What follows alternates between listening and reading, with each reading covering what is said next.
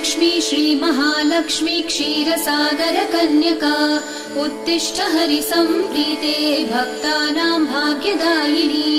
श्रीलक्ष्मी श्रीमहालक्ष्मी क्षीरसागरकन्यका उत्तिष्ठ हरिसम्प्रीते भक्तानां भाग्यदायिनी। उत्तिष्ठोत्तिष्ठ श्रीलक्ष्मी विष्णुवक्षस्थलालये उत्तिष्ठ करुणापूर्णे लोकानां शुभदायिनी।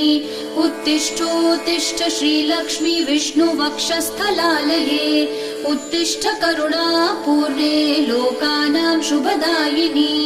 श्रीपद्ममध्यवसिते वरपद्मनेत्रे श्रीपद्महस्तचिरपूजित पद्मपादे श्रीपद्मजातजननी शुभपद्मवक्त्रे श्रीलक्ष्मी भक्तवरदे तव सुप्रभातम्।